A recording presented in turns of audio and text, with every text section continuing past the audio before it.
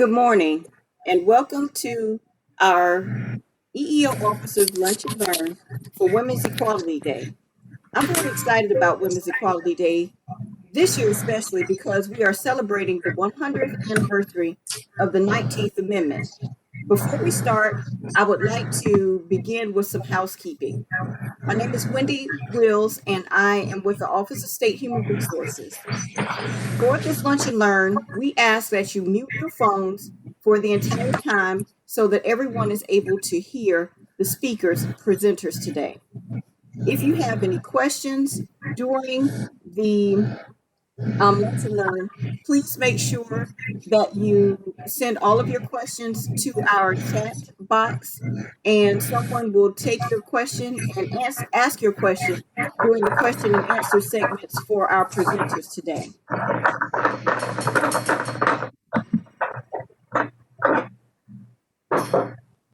Whereas leaders from across our state and nation, both past and present, have fought for women to have the full rights and privileges, public or private, legal or institutional, that have historically been available to men, and whereas women across the world have united to advocate for these rights and privileges for all people, regardless of sex, race, religion, or socioeconomic status, and whereas women in the United States have designated August 26th as the anniversary date of the certification of the 19th Amendment as a symbol of the continued fight for equal rights, and whereas we also recognize the passage of the 19th Amendment did not grant the writing votes for all women, particularly women of color, and the ongoing fight for voting rights continues today.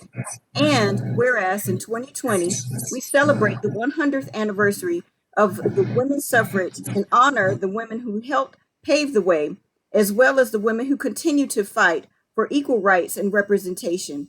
And whereas equal participation of women in politics and government is integral to building strong communities and a vibrant democracy in which people of all genders can thrive, and to help eliminate many disparities, including systemic racism and sexism, and whereas North Carolina women continue to fight for economic equality as well.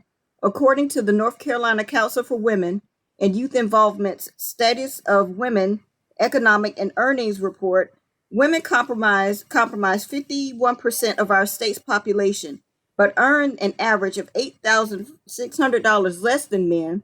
And whereas the North Carolina Council for Women and Youth Involvement, the League of Women Voters, and many other organizations continue to advocate for the rights of women, providing a voice of influence and guidance on the many issues women regularly face regarding health and wellness, voter participation, violence, education, and employment. And whereas the state of North Carolina stands with women across our state and nation and encourages residents to commend and support organizations and activities that advocate for social progress and equality for all.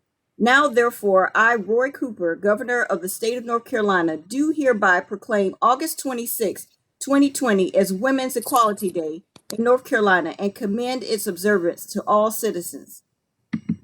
Yesterday was the 100th anniversary of the 19th Amendment, and I am very proud today to have several speakers with us today. We are going to start with our speakers from the North Carolina Department of Cultural and Natural Resources. And today we have Kara Deadmon with us, and also Jennifer Farley. And I'm going to introduce Kara first. Kara, if you can bring your camera up.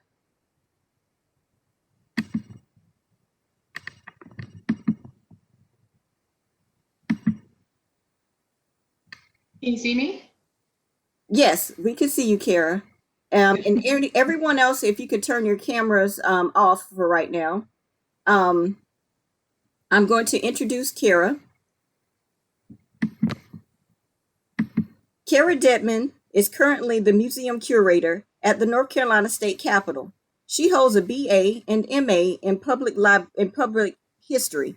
Prior to beginning at the Capitol, Kara was the assistant site manager at the Charlotte Hawkins Brown Museum. In 2019, she attended the Smithsonian Institution Interpreting African American History and Culture workshop, and she is a certified interpretive guide with the National Association of Interpretation.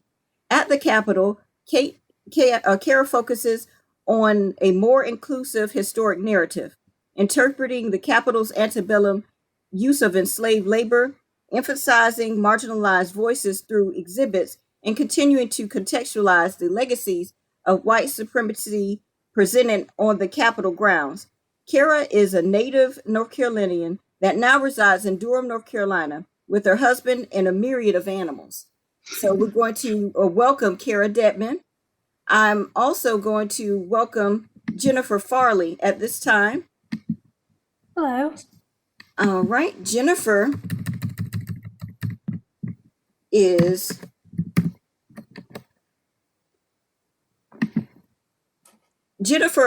the West Regional Supervisor for North Carolina State Historic Sites. She received a bachelor's degree in history from the University of North Carolina at Chapel Hill and master's degree in public history from North Carolina State University.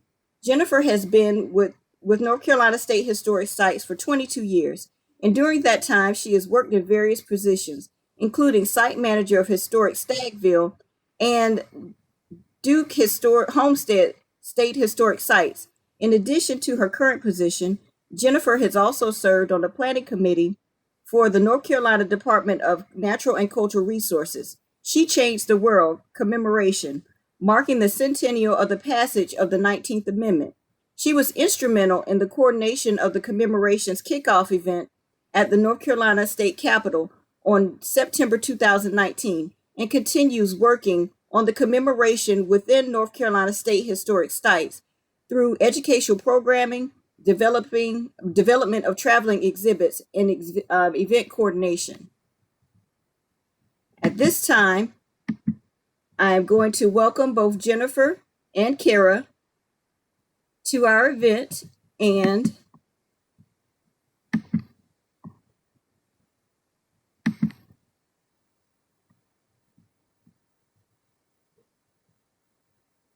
All right. That looks great. I'm seeing the first slide.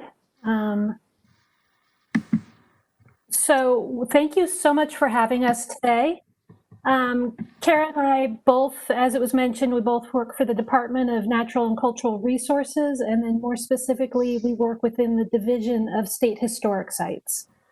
In both of those roles, we've been helping with the planning for the commemoration that the department has entitled She Changed the World, North Carolina Women Breaking Barriers. And that is the commemoration of the passage of the 19th Amendment. We've been planning for yesterday since July of 2016. The initial commemoration was planned to run from September of 2019 through November of 2020, but the commemoration has now been extended into 2021 due to COVID. This initiative strives to commemorate the achievements of North Carolina women and explore the diversity of their experiences and impact on our history. Now, the history of the 19th Amendment is a problematic one, as many women had to continue to fight for equal access to the polls for decades after the amendment's passage in 1920. So as such, we're marking this milestone as a commemoration rather than as a celebration.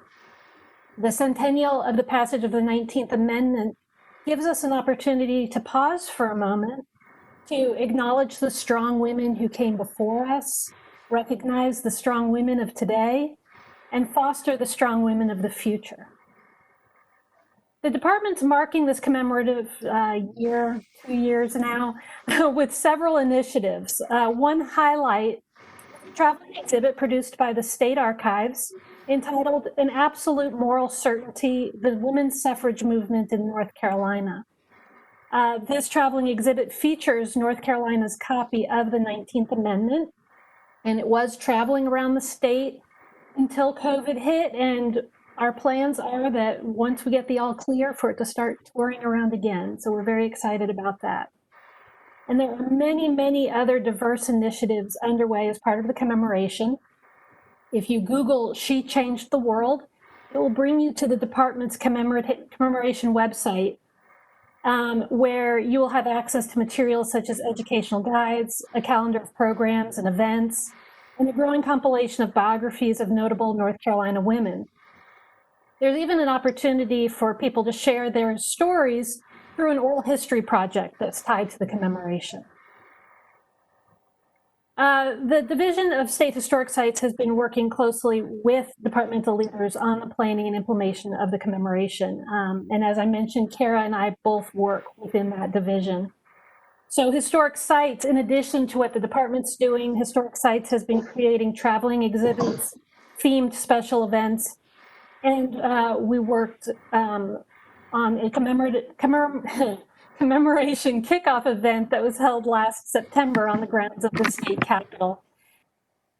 I want to speak a little bit about that kickoff event. Honestly, I believe it's been the highlight of my career so far. I'm so proud of how that turned out. And you can see some images from that on the slideshow, or the slide that's showing. I'm extremely proud of the group of women who came together to help make this concept a reality. Early in the planning for this event, we wanted to ensure that the voices of those who were historically involved in the fight for women's suffrage were included and heard. To that end, we invited specific organizations to join us as event co-hosts. Each co-host had a speaker involved in the opening ceremony of the event, and the organizations were given stage time during the event. The organizations who joined the department and state historic sites in the planning and implementation of this event as co-hosts were the League of Women Voters, which was founded in 1920, 6 months before women won the vote. The organization was formed out of the National American Women's Suffrage Association, or NASA. Another co-host was two co-hosts, Delta Sigma Theta sorority and Alpha Kappa Alpha sorority. Alpha Kappa Alpha was the first African-American sorority. And then in the 1930s, they formed the Nonpartisan Council to lobby for civil rights. Delta Sigma Theta was founded in 1913. Their first public act as a sorority was to send a delegation to the 1913 suffrage march in Washington, D.C. African-American women were segregated to the rear of the march. Despite the racial discrimination, the Deltas were determined to march anyway. Both Alpha Kappa Alpha and Delta Sigma Theta continue their missions to ensure voting rights and voter education to this day. Another co-host we included was the American Indian Women of Proud Nations. Their voice was important because they were there to share that American Indians were not considered citizens of the United States until 1924, 4 years after the passage of the 19th Amendment. And when they did officially become citizens, American Indians joined other people of color in fighting for equal access to the polls. It's not until 1965 and the passage of the Voting Rights Act that all American Indians gained the right to vote. And then our final co-host was the National Council of Negro Women. They were formed in 1935 by Mary McLeod Bethune.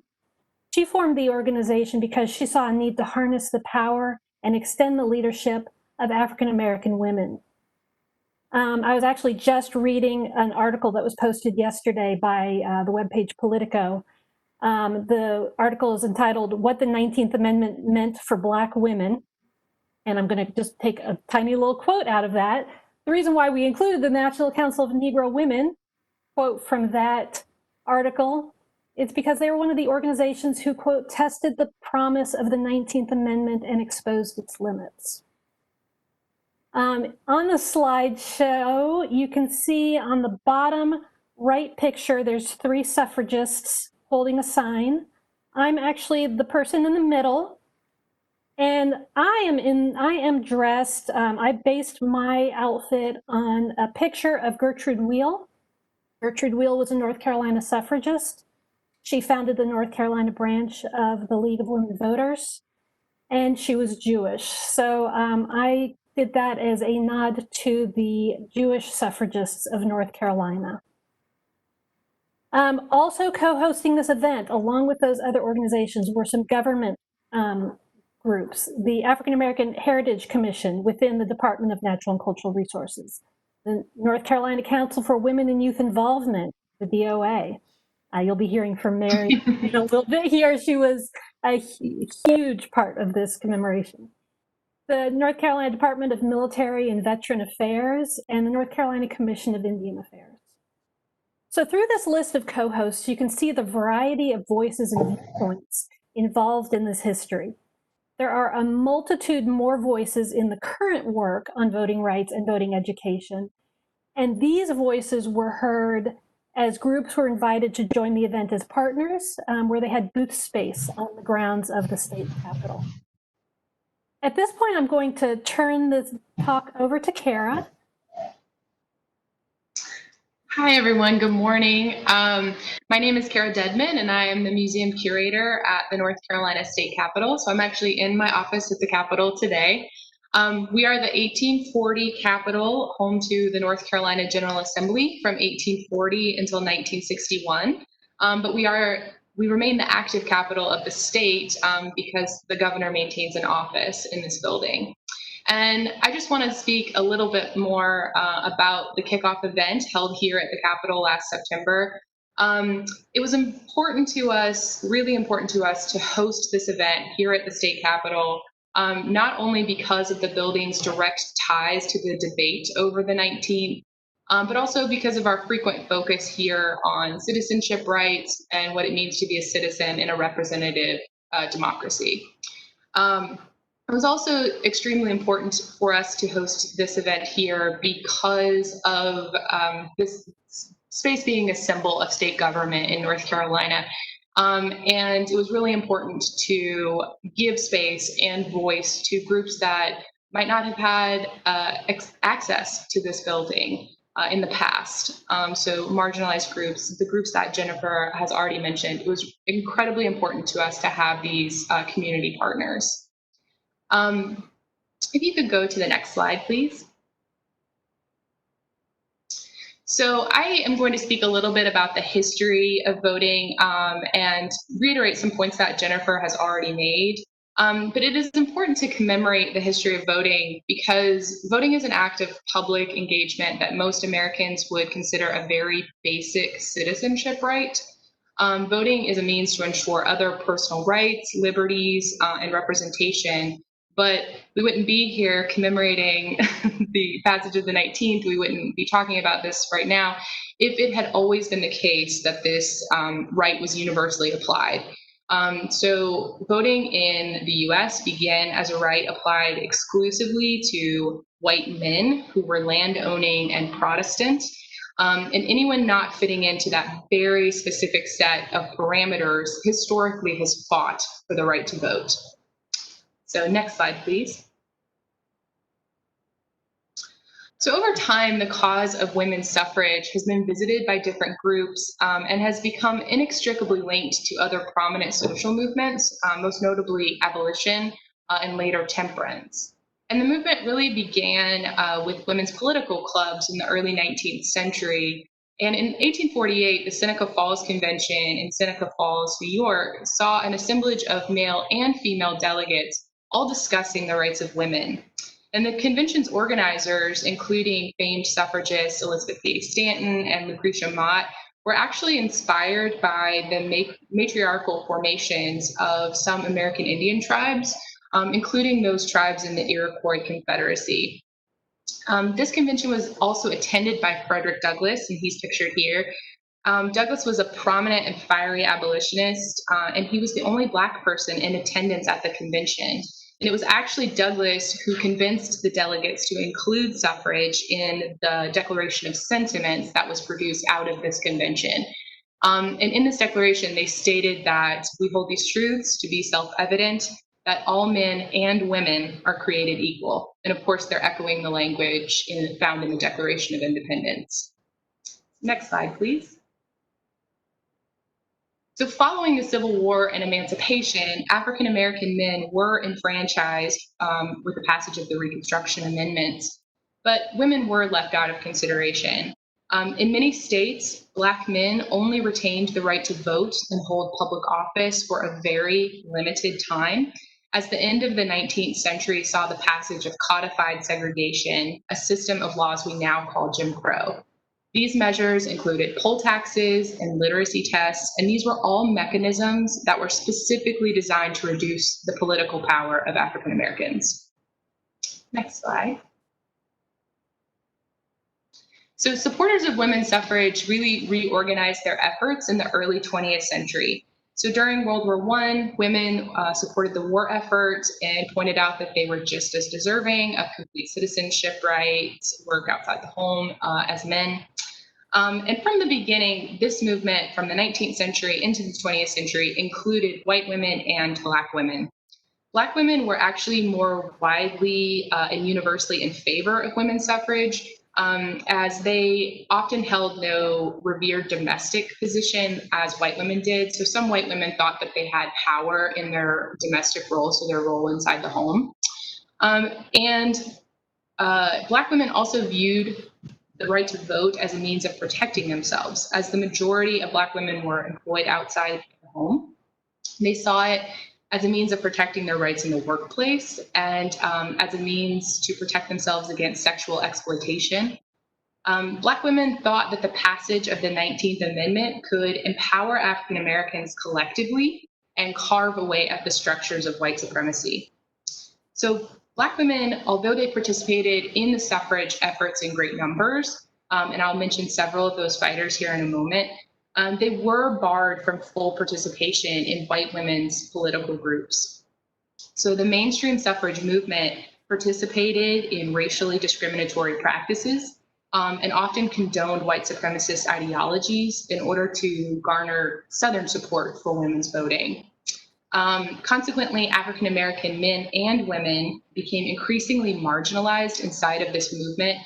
They were discriminated against in campaigns, Jennifer mentioned in marches. And so all of this led Black women to form their own local, regional, and national women's suffrage clubs. So one national leader was Mary Church Terrell. She founded the National Association of Colored Women in 1896 and served as its first president. And then a local leader from here in North Carolina is Charlotte Hawkins Brown. She's pictured here. And you can visit her state historic site. It's in Sedalia, North Carolina, so Guilford County. And in addition to founding the Palmer Memorial Institute and serving as that school's president, Dr. Brown was active in the women's club and suffrage movements. She later became president of the North Carolina Association of Colored Women's Clubs. And she helped organize voter registration drives for Black women and also tried to get white club women to support suffrage for Black women. So Dr. Brown had a lot of experience garnering support for causes from wealthy white people. So by World War I's end in 1918, many of North Carolina's newspapers, organizations, and politicians supported suffrage. Gertrude Wheel, Jennifer's mentioned Gertrude, she helped revitalize the North Carolina Equal Suffrage League in 1913. She's pictured here in the center of your screen. And by 1919, she was the organization's president, the league's president. It was headquartered here in Raleigh, so actually about a block from where I'm sitting. And in 1919 and 1920, as the fight for women's suffrage came to a crucial moment in North Carolina, Wheel's work was a powerful motivator. So next slide, please. So during the 19-teens, there were a series of efforts in North Carolina to pass a suffrage bill. And actually one of the first efforts, this bill was tabled by being sent to the State's Committee on Insane Asylums. So that just kind of shows, the mindset of the legislators. So as these bills were being brought up, they were consistently tabled or rejected. But in 1919, a federal women's suffrage amendment known as the Susan B. Anthony Amendment was sent to the states for ratification. So when the North Carolina legislature met on August 10th, 1920, both North Carolina and Tennessee were considering the amendment, and either of those states would be the last state necessary for federal ratification. So North Carolina's House actually sent a telegram to Tennessee asking Tennessee to table the amendment and promising that North Carolina would do the same. So North Carolina actually left that session hoping that Tennessee would oblige, that the amendment would fail. Obviously, that did not happen. Next slide, please. And by August 18th, Tennessee had ratified the amendment. So women officially gained the right to vote in the United States when the amendment was certified on August 26, 1920. Now, notably, North Carolina did not ratify the 19th Amendment until 1971. Pause for effect. Only Mississippi took longer, ratifying in 1984. Of course, the majority of states had ratified. Federal law took effect, guaranteeing that women could vote and hold public office in North Carolina. And actually, if you'll go to the next slide, the lady pictured here is Lillian Exum Clement. She served in the North Carolina House of Representatives, so the room my office is adjacent to. And Clement was the first woman to sit on any legislature in the southern United States. So she ran in the Democratic primary before the amendment was passed in 1920, and she began serving in the North Carolina House in 1921. Next slide, please. Now, obviously, to reiterate what Jennifer has already said, this fight for full suffrage was not over with the passage of the 19th Amendment. In many states, the amendment only guaranteed white women the right to vote. And although American Indian women did participate in the suffrage movement, it was actually the indigenous suffragist Gertrude Simmons Bonin, also known as Deep Kala Shah, a citizen of the Yankton Sioux tribe, that said, "The Indian woman rejoices with you," after the ratification of the 19th. But she also reminded Alice Paul and the National Women's Party that the fight was not over. Now, as Jennifer already said, prior to 1924 and the passage of the Indian Citizenship Act, American Indians were often tribal citizenship took precedent over U.S. citizenship. And so without that guaranteed U.S. citizenship, American Indians were often denied the right to vote. So even after the passage of the Indian Citizenship Act in 1924, it still took several more decades for American Indians to have universal suffrage in the United States. So in the southern states, voting continued to be an issue for African Americans. States were still suppressing voting with poll taxes, with complicated literacy tests, and the grandfather clause. So again, these are all mechanisms that were specifically designed to limit the voting power of African Americans. And civil rights protests, of course, throughout the early 20th century garnered increasing and more organized support. And in the 1960s, this pressured the federal government to eliminate systemic segregation, especially in the areas of education, public accommodation, and notably voting. So on August 6, 1965, the year after the Civil Rights Act was passed, the Voting Rights Act was signed into law. This act prohibited any practice that denied the right to vote to U.S. citizens on the basis of race. And it also notably forced historically prejudicial districts and states, especially the southern states, to submit any changes to their voting processes for federal approval. The Voting Rights Act has been renewed and expanded several times in the decades following its passage, and it remains the single most effective piece of civil rights legislation ever passed by Congress. Extensions of the Voting Rights Act passed in 1975 included that bilingual ballots must be used in certain areas. So this is guaranteeing greater voting presence for Latina women. So it is important that while we commemorate the 19th and recognize its importance in our history and note this day, we use the 19th as an opportunity to examine the full story of all women, and especially those who did not mark the amendment as a victory. So it's an ongoing fight. It was an ongoing fight after the passage of the 19th, and I think that we would all say the fight continues into today. So thank you.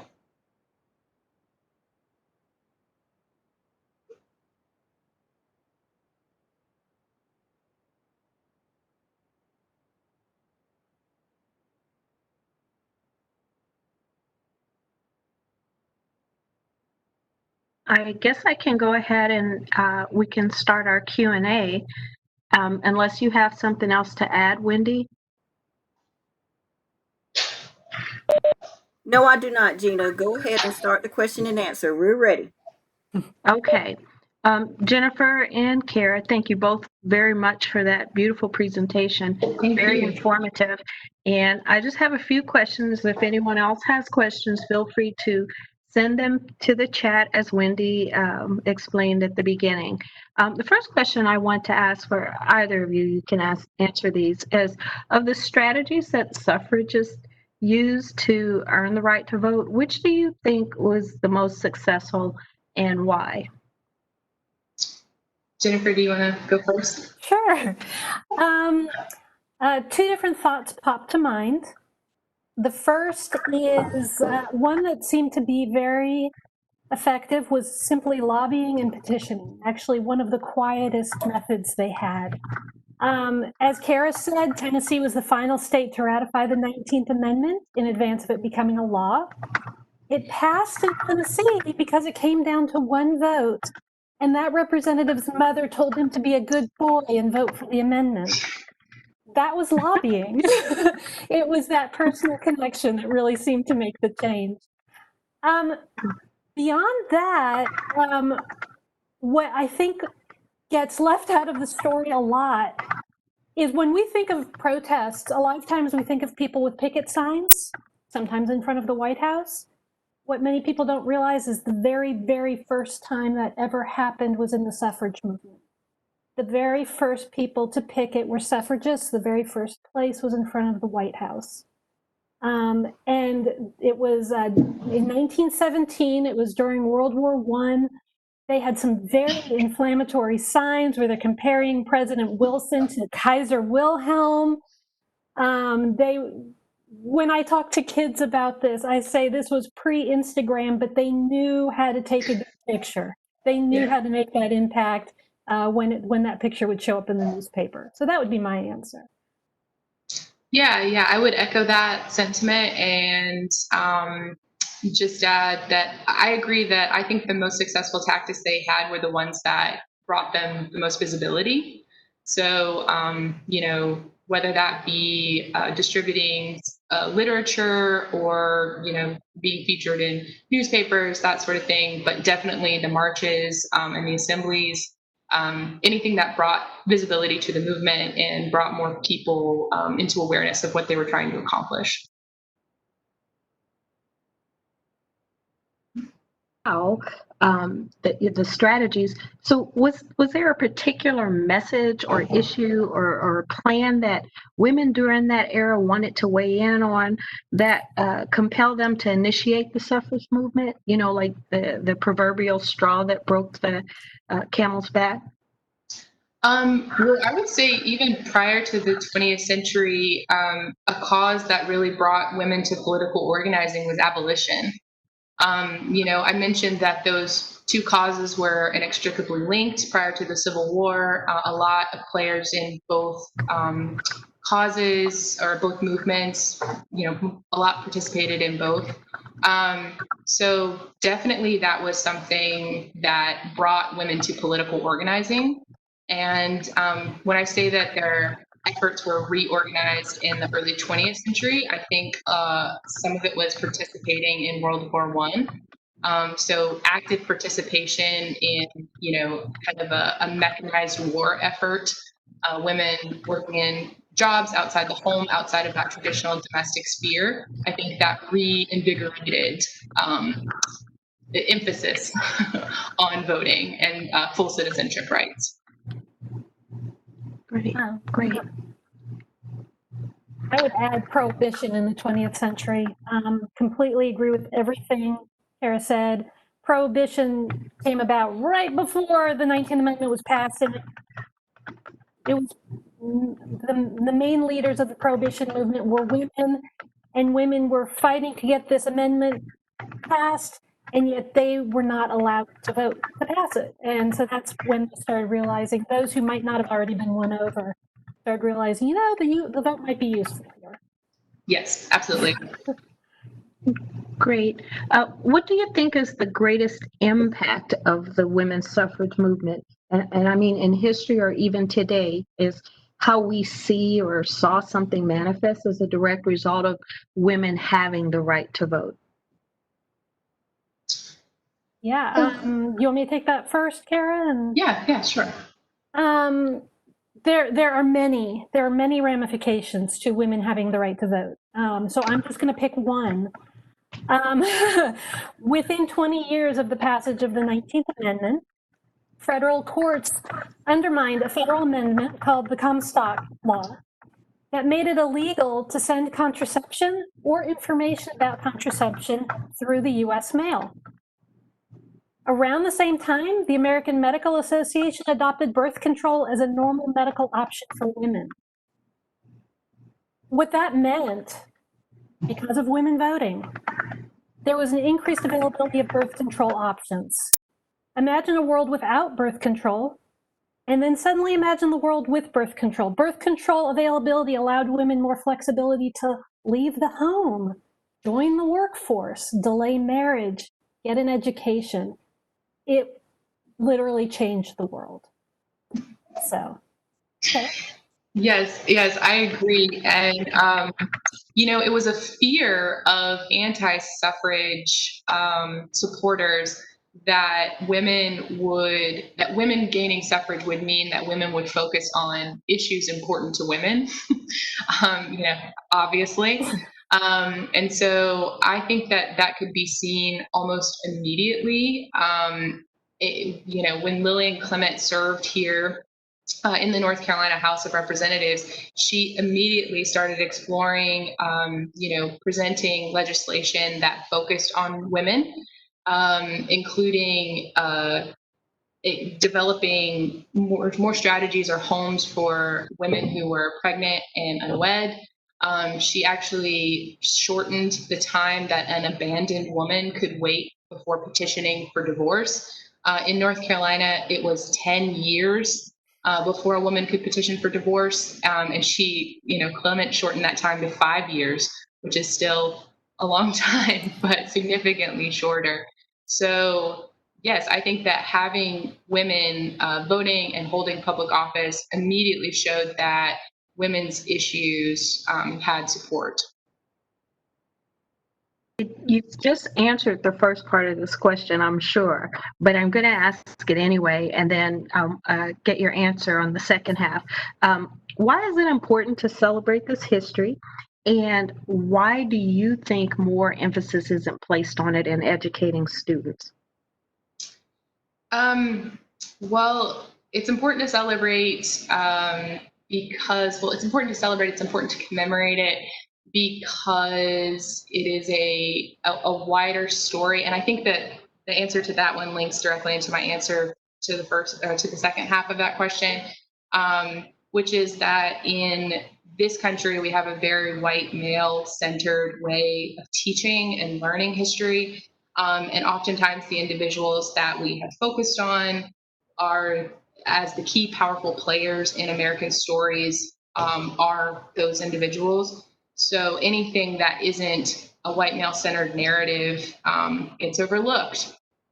And so because of that, it's especially important to remember the 19th and those that fought for its passage. And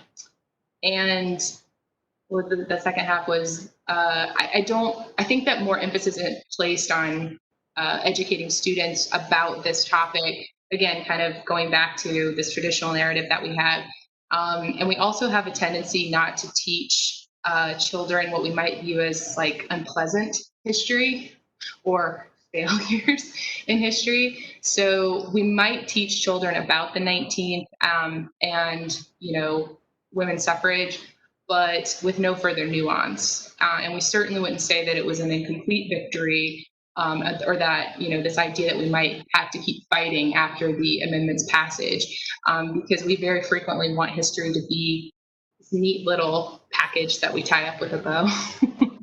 Yeah, messy history isn't popular. Yeah. Yes. As far as the second part of that question, I don't think I can add to anything Kara says. It's in my mind, it's a fairly simple answer in that it is white, male-centric, European. For the first part, why is it important? Yeah, it goes along with everything we've been saying, but it's important to honor the 100+ year struggle and the strong women who fought for this right. It's an example of those early protests, and it's a way to study protest styles and see what was effective and what wasn't effective. And then because women got the vote, this also goes back to one of the other questions. Women could advocate for higher wages, better jobs, child labor laws, shorter work weeks. And I think it needs to be mentioned that having women on national tickets in 2016 and 2020 is probably a direct relation to the passage of the 19th Amendment. So.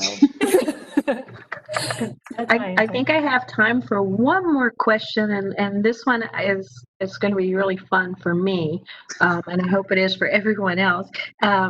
Gaining the support of women voters is crucial in political elections. We all know that, especially major elections, and women fought so hard to get that right to vote, which you have explained to us beautifully. With that in mind, if you could channel one of the suffragists or suffragettes, who would it be, and what do you think she would say about where we are as women today? Would you like me to go first, Jennifer? Sure, you go first. This is Okay. where we geek out with our history fans. Yes. I would channel Anna Julia Cooper.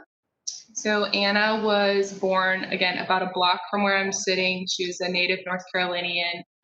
She was a Black suffragist and a writer. She wrote a book called A View from the South, in which she states that the success and well-being of Black women directly impacts and influences the success of our entire country. So I think that Anna would see what is happening in our nation today, see the protests as of late, and she would say that it is our collective responsibility to protect Black women, to protect women of color, to elevate them, to celebrate them, and that the country's entire well-being depends upon it. That's good, yeah. I would channel Gertrude Wheel, who we've mentioned a few times here today. She's very quotable, but one of her most succinct quotes is, "It is so obvious that to treat people equally is the right thing to do." She worked tirelessly for civil rights throughout her life. As I mentioned earlier, she was Jewish. She was born in Goldsboro, North Carolina. She was inspired by the Jewish teaching that justice, mercy, and goodness are not to be held in a vacuum, but practiced in our daily lives. And I try to live that way myself. So that's why she's a personal hero of mine. Just one of the many social movements that she worked for was women's suffrage. And in today's vocabulary, she found a way to use her privilege. She used her significant financial resources to support suffrage, civil rights causes, welfare, public welfare, and she used her significant political ties to powerful men to lobby for those things that she was passionate about. During the Depression, she worked as director of the federal public relief work, working as a social worker in North Carolina's poorest communities. She realized the need for a federal social welfare program. She fought for that easier access to birth control, believing it would eliminate poverty. In 1930, she attended the anti-lynching conference for Southern white women. The conference led to another organization she joined called the Association of Southern Women for the Prevention of Lynching. In 1932, the governor of North Carolina appointed her to serve on the North Carolina Commission of Interracial Cooperation. In this role, she fought for legal, economic, political, and educational equality for Black Americans. In 1965, and she's quoted in 1965, she described segregation as separate, but by no means equal. which is the perfect quote to sum up her lifetime of work fighting for civil rights, whether it be to have equal access to the polls, the right to birth control, the right to rise up from poverty, or the right to equality regardless of race. And as to what she would probably think about where we are today, she'd probably think we still need some work. That was beautiful. Wendy, I'm turning it back over to you. Thank you both so much. Thank you. Thanks for having us. Thank you.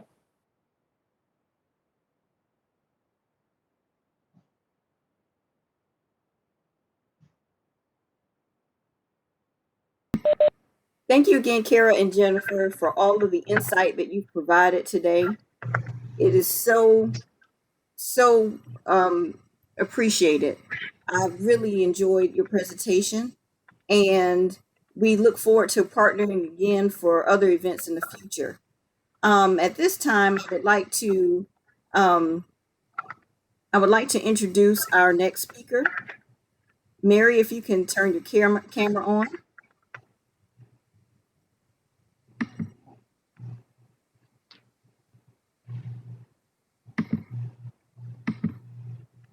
Our next speaker is Mary Williams Stover.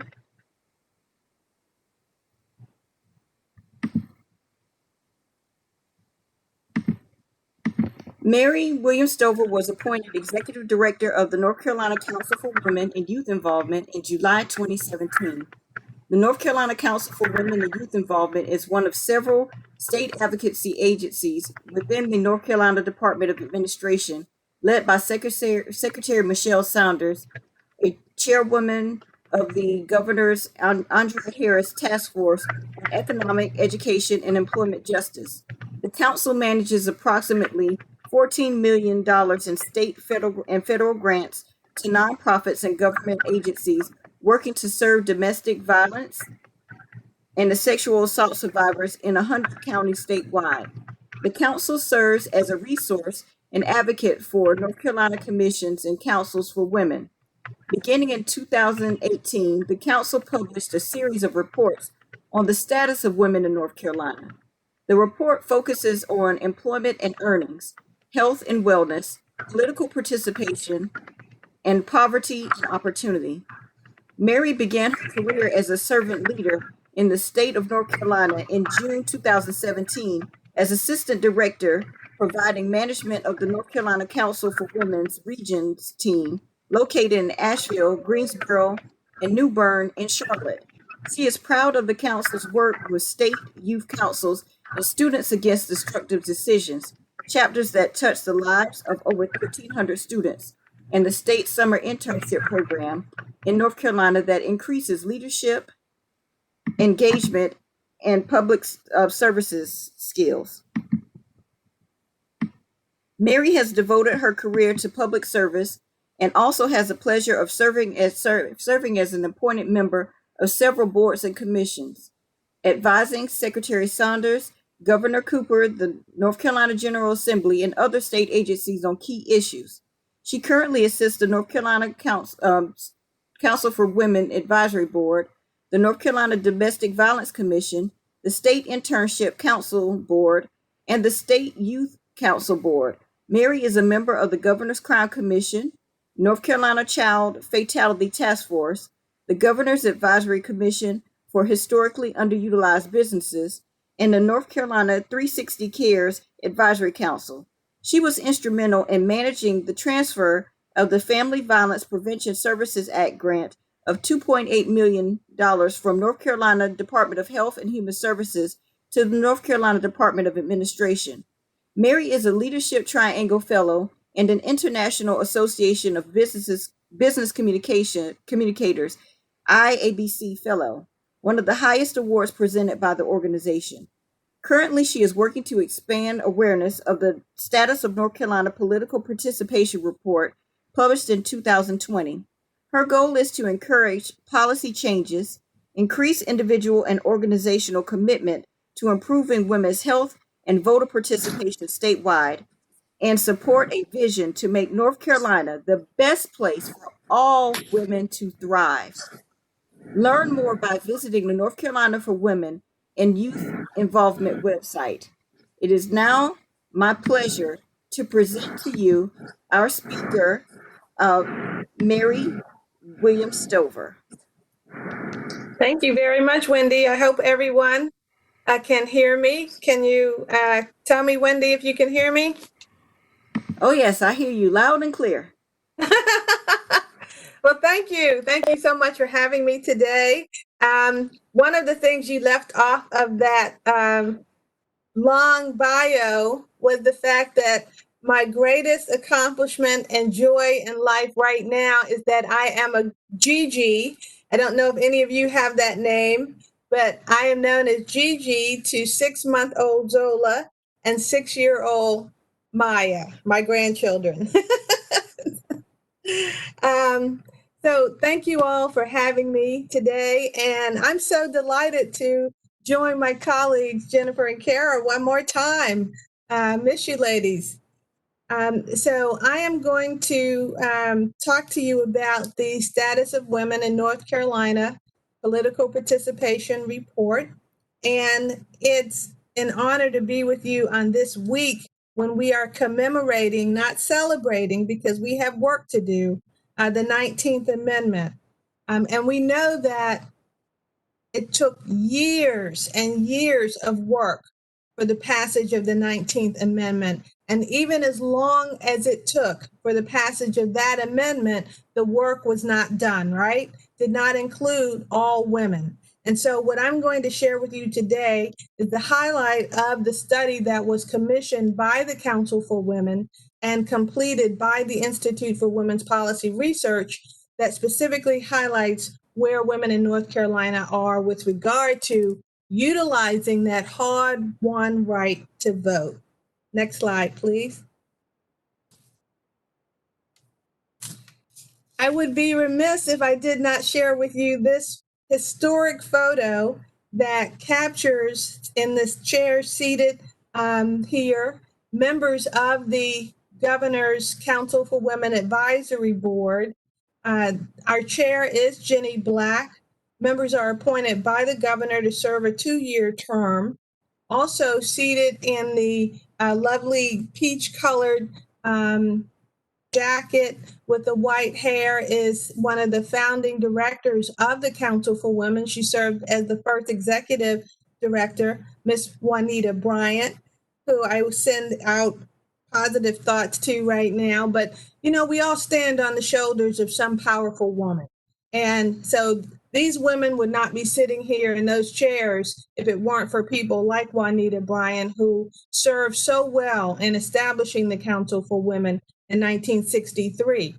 Also, standing in this historic state capitol chamber are members, women who are currently serving in various executive leadership roles.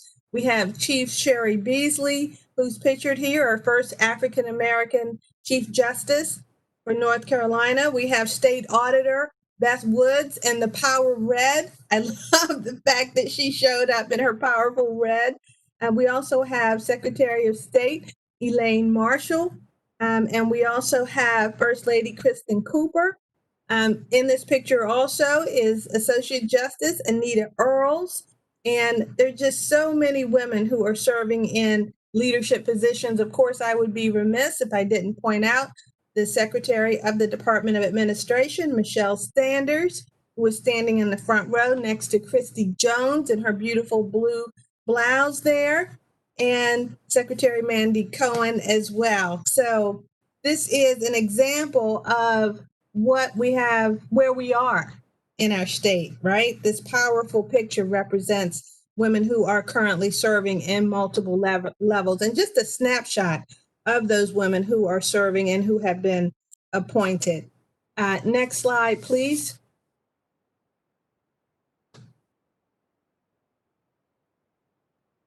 The Status of Women report is compiled by the IWPR, Institute for Women's Policy Research. This is a leading think tank research organization that analyzes public policy through a gender lens. They produce a wide range of studies that provide this resource of information to states, to policy leaders, and others as we begin to look at the data that helps us to craft policy to make change happen. And so we have partnered with them over the past several years to complete the Status of Women reports, and we are working with them this year on this particular report as well. Next slide, please. So we have issued a series of reports beginning since actually 1996. The IWPR provides the state of the state in terms of status of women on various topics. Highlighted in blue here are the specific topics that were commissioned by North Carolina Council for Women for our state. So we have released the Status of Women Employment and Earnings report.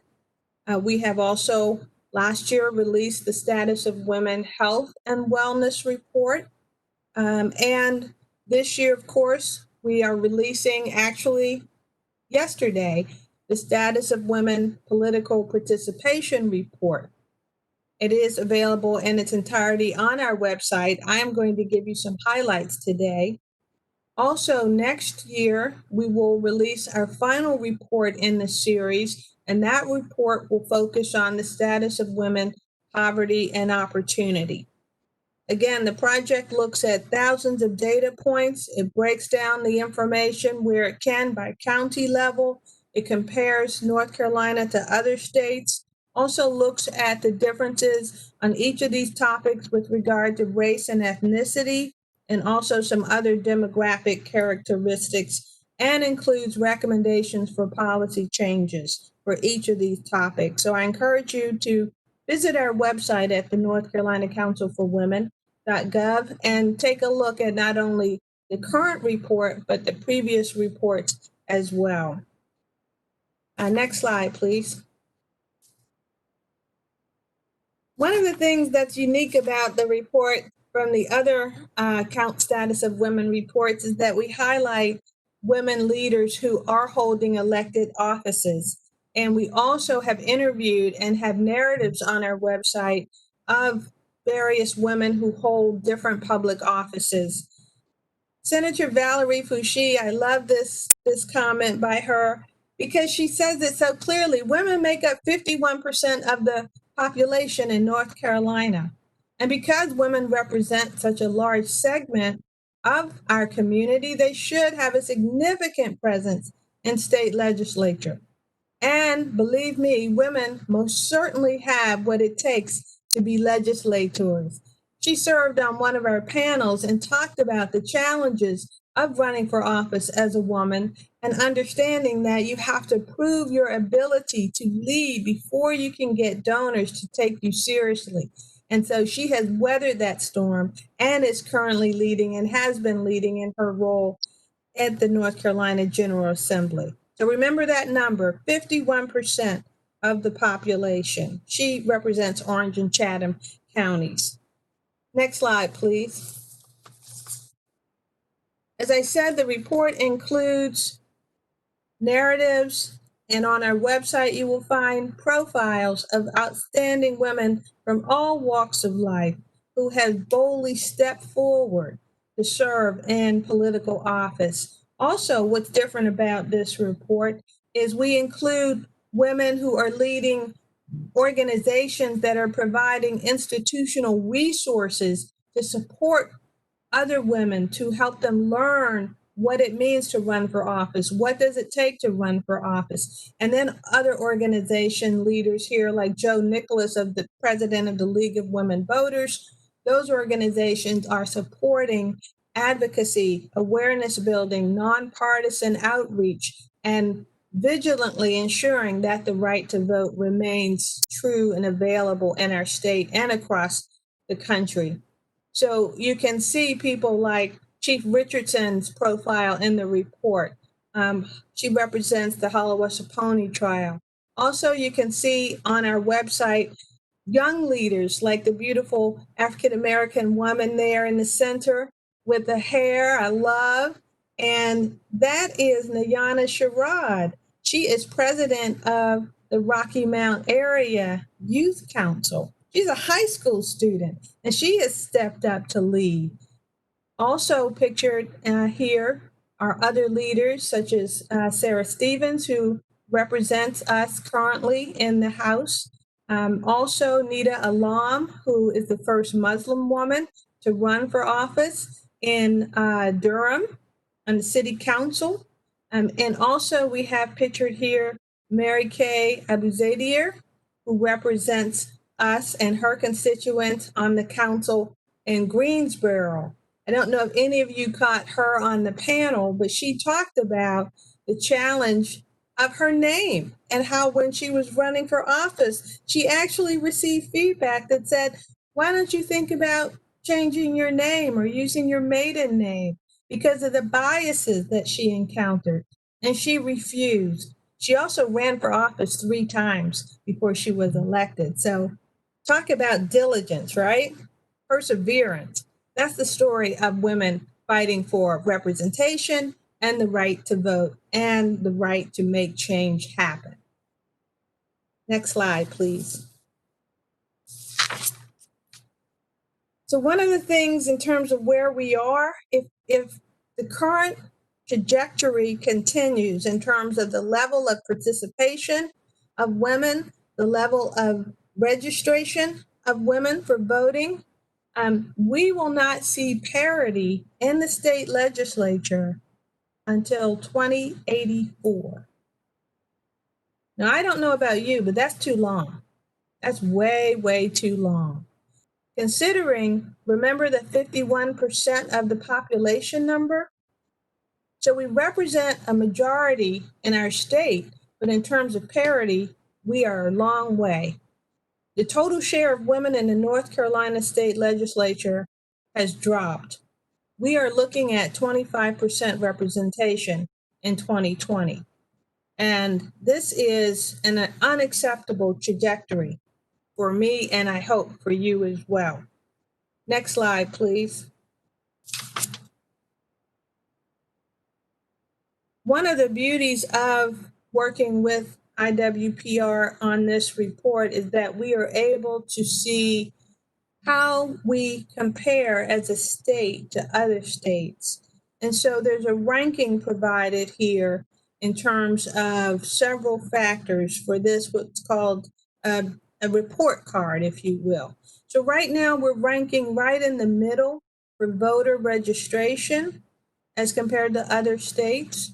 We're ranking in the middle, number 24 out of 50 states with regard to women's voter turnout at 56%. We are also ranking near the bottom, actually, in terms of women elected to office.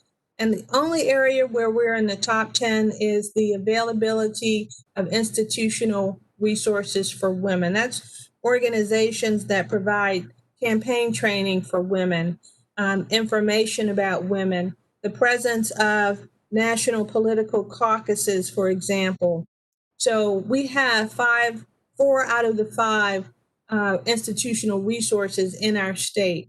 So overall, when we look at this score, we received a rate of a D in the area of political participation, which is really a step back from the last time we did the study, which was in 2015, where we received a C minus. Now, I don't know about you, but as a parent, if my child brought home a D on his report card, that would be unacceptable, not acceptable. So we want our state to be a place where all women thrive. Then you can see here we have work to do. Absolutely. Next slide, please. This is probably difficult for some of you to see, but it gives you a sense of how we rate. We're right there in the middle in terms of southern states. The light blue tells you those states that are in the middle. The states that are represented in the light color are states that are at the high end of the spectrum in terms of women elected in office. So you can see the South still has work to do compared with the western part of the states and the upper northeast part of the states as well. Next slide. So when I talk about what we have that's working and what we have that needs work, our overall trend in terms of political participation is we've made progress in some areas, and in other areas we have work to do. So voter turnout continuing to trend upwards slightly, okay? When we look at the share of women in the North Carolina House, we see that there is representation there. Really, we have work to do, but there is a trending upward in terms of our representation. When we see the share of women appointed to boards and committees, we have made significant progress there. Governor Cooper has done a great job since he has come into office, appointing a significant number of women to boards and committees. And this is a stepping stone for many women into public office because it broadens the network and gives women a chance to see the kind of change that is possible within the political system. In terms of women's voter registration, we see a downward trend there. We have only 67% women who are registering to vote. So we have work to do there. In terms of the share of North Carolina women in the U.S. Congress, there are no women representing us right now in the Senate, 0. We have women who are representing us in the House of Representatives. We have Alma Adams, Representative Alma Adams, and Representative Virginia Foxx, but we have 0 representation in the Senate. Also, in terms of women's representation in statewide elective office, we have a downward trend there. We also have never had a woman of color representing us as a state in the statewide elected office. So you can see that we make up 51% of the population, but we really do have work to do in terms of that equity. So what state has 100% female representation in the U.S. House? I'd like you to try to guess and put the answer in the chat feature. What state has 100% female representation in the U.S. House?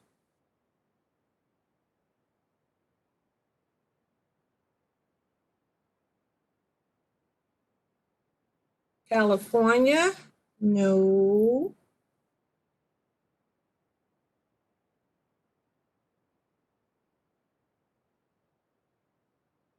No, there is a state. There are 2 states actually that have 100% representation. Not Arizona. Think of a small state. Small state. Delaware, yeah, somebody got it right. Delaware, 100% representation.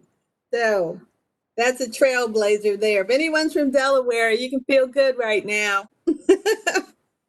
So next slide, please. In terms of women who are appointed to elected offices in our state, we see that women hold 1/3 of the seats in the statewide elected offices. And we also see that we have, and I highlighted some of those fantastic women who have been serving and are currently serving, such as Secretary of State Elaine Marshall, State Auditor Beth Woods. There are 3 women serving on the state council right now: Elaine Marshall, Beth Woods, and Secretary of Labor. We also have Chief Justice Sherry Beasley, who was recently appointed to her position. We also have women who are serving as mayors in cities that have over 30,000 residents or citizens. So we have Charlotte, We have Greensboro, Raleigh elected a female mayor, and that's not the first time for Raleigh. Asheville, Chapel Hill, Salisbury, and Wake Forest. So women have definitely stepped up and have been able to demonstrate their ability to hold that office. Also, when we look at the makeup of our court system, we see progress there in that we have 40% of North Carolina's district court judges are women. And also, we have 18% of Superior Court judges. So we have made significant progress in the judicial system. This is important because when we look at how we compare to other states, oh, wait a minute. I want to also again highlight the fact that 49% of Governor Cooper's appointments to boards have been women. We're looking at over 1,000 women have been appointed, and that is a major stepping stone for women in terms of making that decision to run for office and connecting to that network. So we are really, compared to other states, again, falling in the middle of the pack in terms of the political participation of women elected and appointed positions. And so we have work to do there for sure. Think about the US Census. It's now time for the census. If we can get a complete count for the census, we could gain another seat in Congress. And that seat could help us in many ways. And so do your part when it comes to completing the census. Many people, I don't think, understand the connection there. But Secretary Sanders is leading that Complete Count Commission. And I just heard her say yesterday that right now we are only, we have 40% of our citizens who have not completed the census. And that puts us at risk of losing $7.4 million. And so that's money that we pay as citizens through our taxes that is essential to our roads, our school systems, our recreation parks, everything. And we could stand to lose that funding by not having a complete count. And I don't know if you're aware that the deadline, we have a shortened amount of time for the census this decade. September 30th is the deadline. So who is usually undercounted? Elderly, people of color, people living in rural counties. So there's definitely a connection in terms of the resources available for our state and completing the census, and the connection in terms of representation of our state in Congress. We could certainly use additional representation there. Next slide, please. I pointed out earlier Chief Richardson, who serves as the chief of the Hallawasaponi Indian tribe. And I'm sure when I say to you, who is the chief of the Hallawasaponi tribe, if you weren't looking at her picture, many people would automatically think of a male holding that position, right? But when she was interviewed, she said the chief's position doesn't necessarily have to be filled by a male. Women can hold the position and be role models as tribal leaders. She has served in that office since 2014. She's the first female to serve in that capacity. And the tribe resides mostly in Halifax and Warren counties and the surrounding areas. So she's just one example of a woman leader who is trailblazing in our state currently. Next slide. Why does it matter? I think there was a question posed earlier about why the 19th Amendment matters. We have seen a record number of people, women, step up and run for office across our country. And that matters because you can't be what you can't see. That's a quote from Sarah Preston, who also was interviewed for the report, and her bio's on our website. When women see each other and see other women in power, it helps us believe that we can be next. So we are in continuing trailblazing times. And so we have to determine what is our next and what are we going to do to promote awareness, not only that women can run for office, that they should run for office, and that when they do run for office, that they are capable and deserve our vote. So what can we do? Let's talk about some of the recommendations. We can register to vote from a policy perspective. We can make sure that women have equal access, that we get rid of gerrymandering. We can prepare strategies to ensure safety for voters, particularly right now. We will be voting during a pandemic. So that means, and I love seeing the advocacy that's going on right now to ensure absentee ballots are available, to ensure that support is available. So each of us can think about one person that we can help to make sure that their vote counts. Have a plan for voting right now. Think about how you are going to participate. Recruit more women to run for office. It's sad but true. Women often have to be invited to run for office. It's not something that, compared to our male counterparts, we automatically think of, oh, I'm going to make a career out of getting involved in the political system. It's not something we automatically think of doing. Generally, when women run for office, it's because they are committed to changing something that's wrong. And they are committed to making lives better for their families, for their children, for their community. That's what motivates women to run. They often have to be invited multiple times also. Institute policies to increase the number of women who are elected to office. It's hard to run to raise money. That's what we heard from many of the people on the panel. You don't make a lot of money either as an elected official. I'm not sure if folks are aware of that. And that's why we tend to see older people who are retired or who are white and male holding offices because they have access to the funds.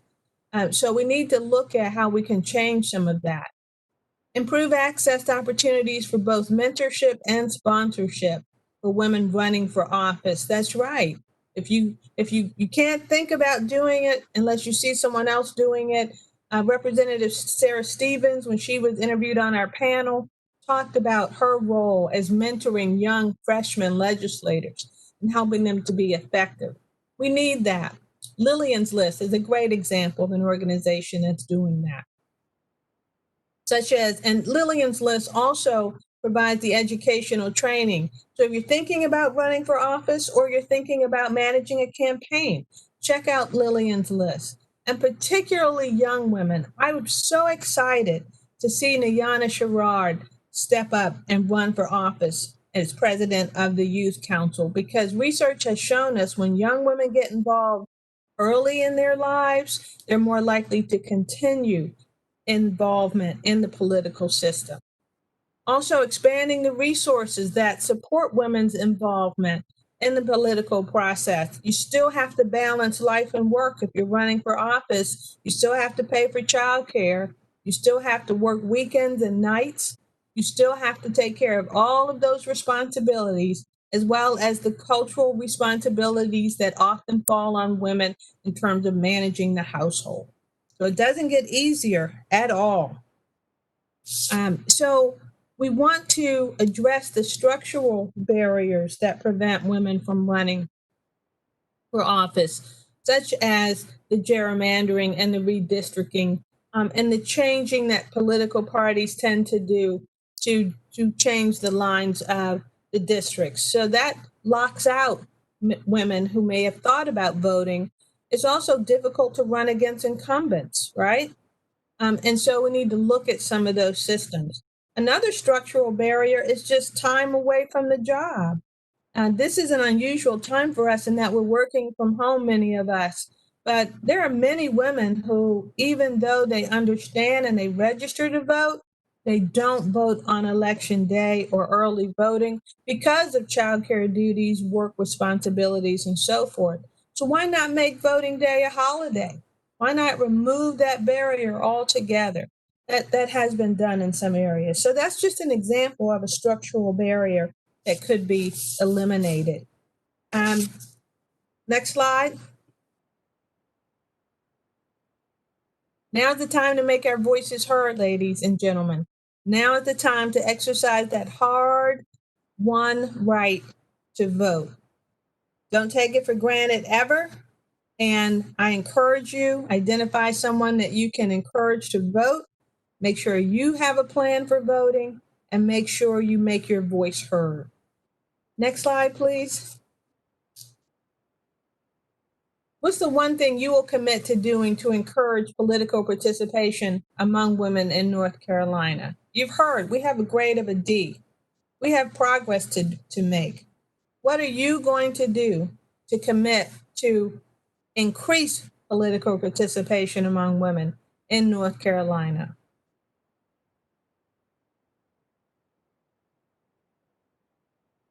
Oh, the chat. That's I actually want you to respond.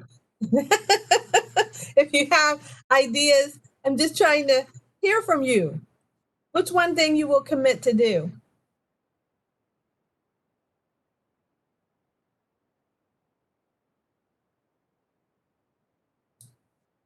So there are many ideas and opportunities. Even during a pandemic, we can work the phones. We can get involved in our political parties to get out the vote. We can write letters. We can help young voters who may not have voted in the past have a plan for voting. Thank you. Someone says, I will make sure all of my friends have a voting plan. Thank you. Continue to work with the PAC. Yes, absolutely. Contribute. When you're running for office, you need money. I love the fact that historically women asked for contributions for the causes, and they received those contributions as well. Small dollars add up to big dollars, right? Next slide, please. One of the questions that was asked earlier is about women in the movement. And one of the suffragists that I admire is Mary Church Terrell. During this month, I've been reading more about women, particularly Black women involved in the movement. Mary Church Terrell was one of the first women to graduate with an undergraduate degree and a master's degree. And she created organizations to uplift and educate children and women. She also was a founding member of Delta Sigma Theta sorority, which you heard Tara talk about earlier. The sorority members' first act was to march in the 1913 March. And so Mary Church Terrell is one of my sheroes, and I encourage you to keep her in mind. This is a wonderful book written by Deborah Newman Ham. And she is a woman who is committed as a suffragist, as an educator, to making her world better, for making the world better for many, many people. Next slide, please.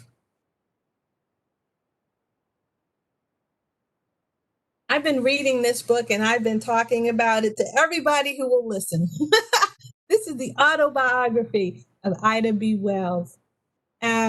Ida B. Wells was a journalist who was actually run out of town in the South where she lived because she wrote about lynching and she spoke out about it. It was a common practice in her time, and people were not speaking out about it. She put her life at risk to speak out about it.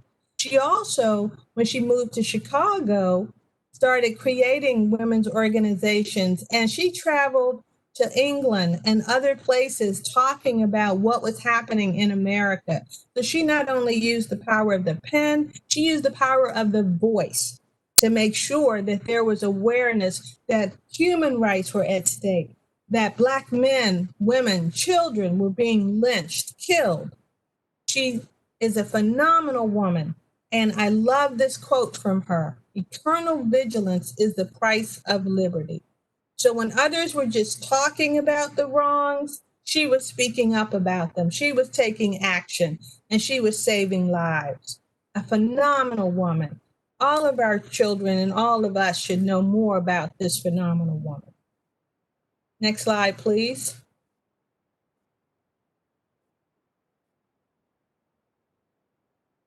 Does anyone know who these folks are?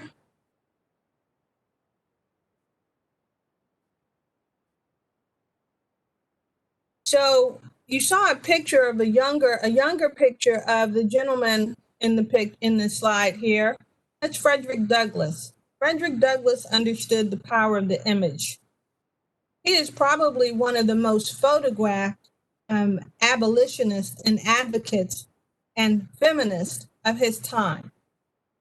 The woman is not Madam C.J. Walker. Nope. The woman at the top here is Ida B. Wells. That's right. There was a major world fair that was planned in Chicago, highlighting all things great about America.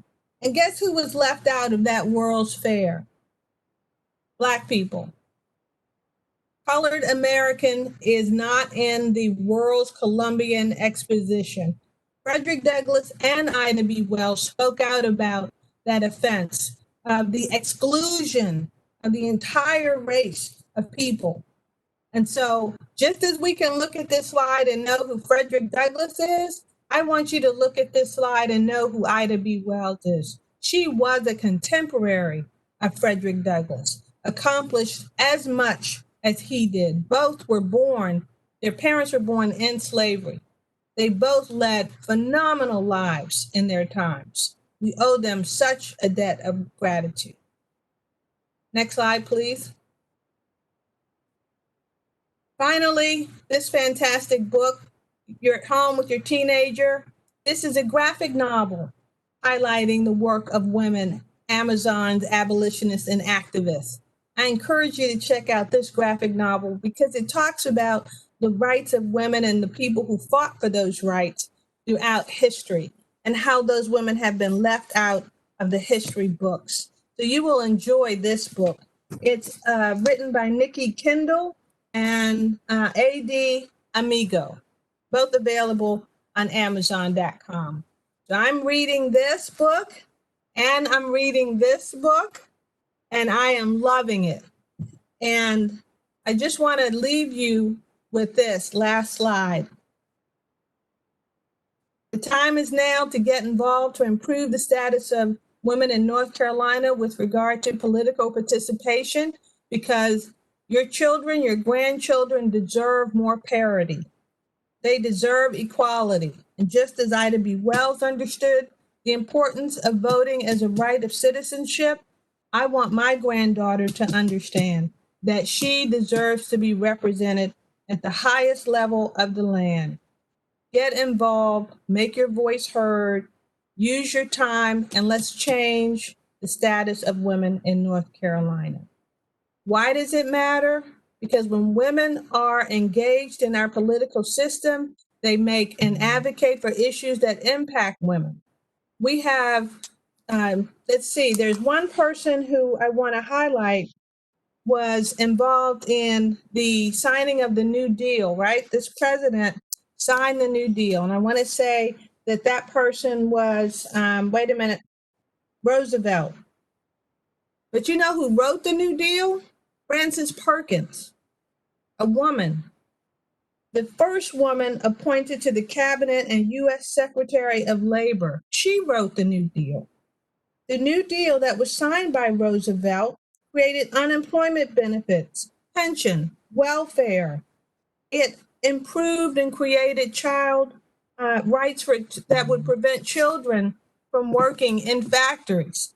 So we don't know that part of the history, but what we do know is that when women are involved, when they serve in political offices, when they're appointed, when they serve in our government agencies, they make change happen.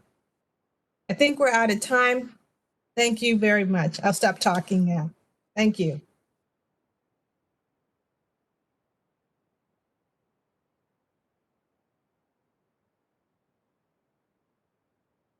Can't hear you, Wendy. Mary, we appreciate you coming out today and giving us this very informative presentation. And we really appreciate you highlighting everything that's commemorating the signing of the 19th Amendment. At this time, I don't know if we even have time for questions, but you did answer questions while you were doing your presentation. We appreciate that. Yeah. And we will be working together in the future for other events. At this time, I'm going to see if if Nancy A. Strike has any comments. Nancy? Hi, I'm Nancy Astrike with the Office of State Human Resources and have the pleasure to work with Wendy and Gina as they put in all the time and thought about making these events possible for us in state government. So wanted to thank them, and most definitely want to thank our partners at the Department of Administration and the Department of Cultural Resources, Natural and Cultural Resources, for their participation today. This has been just a really thought-provoking and very interesting presentation about suffrage and the impact of voting in the state of North Carolina. So we want to send a big thank you to everyone that had a role in making this happen today. I'll tell you again how much we appreciate both the presenters today, as well as each of you for being in attendance and taking the time out of your day to listen to this presentation and learn some things with us about the history of the suffrage movement and voting in North Carolina. So congratulations, job well done, everyone, and thank you again.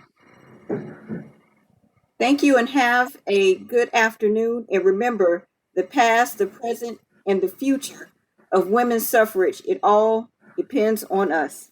Thank you and have a good afternoon.